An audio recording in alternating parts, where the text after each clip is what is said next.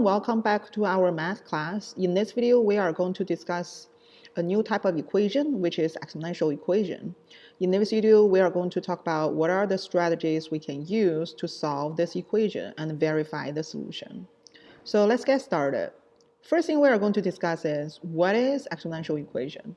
So as you can see, the keyword here, exponential. So we know is something regarding exponential function we discussed before. So exponential equation is the variable stay in the exponent. So this type of equation we call exponential equation. Some non-example, as you can see, for example, when we solve this type of thing, this is called a linear equation. And in the past, we also learned this equation. This is called quadratic equation. So all type of equation really depends on how the graph look like, where the variable is. So this type is called exponential equation. And the method we are going to use is actually coming from the structure of exponential equation. And when we look at equation, the two sides of equation is actually, you can consider the scale, the two sides of the scale. In order to balance the two sides, you need to have the same amount for two sides. And if we have, for example, if we have something like 3 to the x, and this side is 3 to the 2, and we know this one has to be same as 2 because that's a way we can have the same amount for two sides.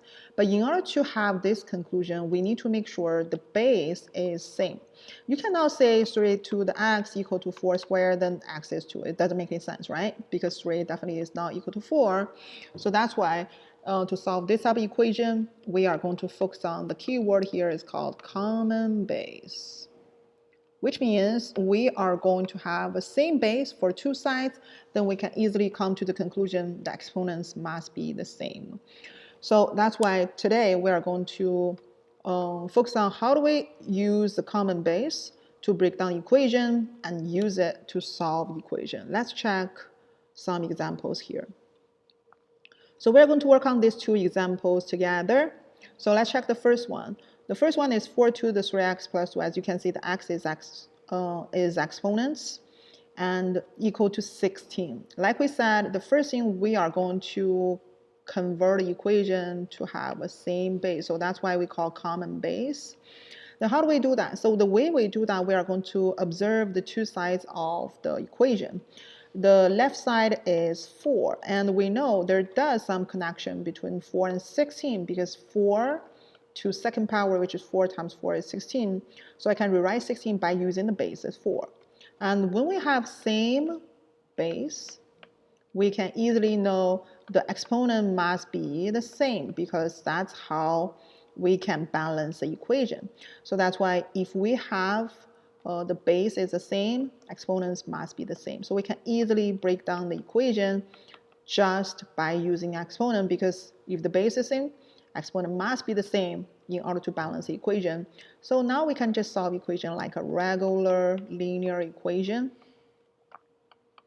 And this will be the answer. So the rest part is just very quickly to go over because this is just something we learned in the past about linear equation. So we don't go too much details about that. But the key idea, as we mentioned, we need to look for the same base.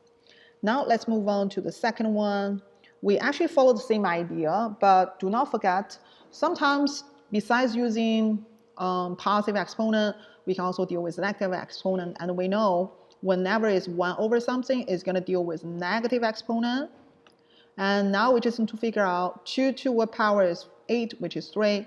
So we know we can write this one as a 2 to the negative 3. So I'm going to rewrite this one by using 2 to negative 3. Again, whenever we have same base, then exponents must be equivalent to the other exponent.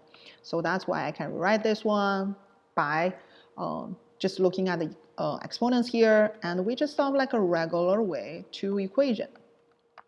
And that's it. That's the answer. And also do not forget, it is always a good habit to verify your final answer by plugging to the value, the solution to the equation, so you can quickly verify that. But if you follow every single step correctly, solve equation like the way we did it, so you can guarantee you can find the right answer. So as you can see, So this example demonstrates we have variables on one side and we just need to change the other side as the same base and we can just find the answer. In the next video, we are going to look at some different example and we might have variables on both sides and we will check what should we do for the other situation. See you soon everyone for the next video to explore more features about exponential equation.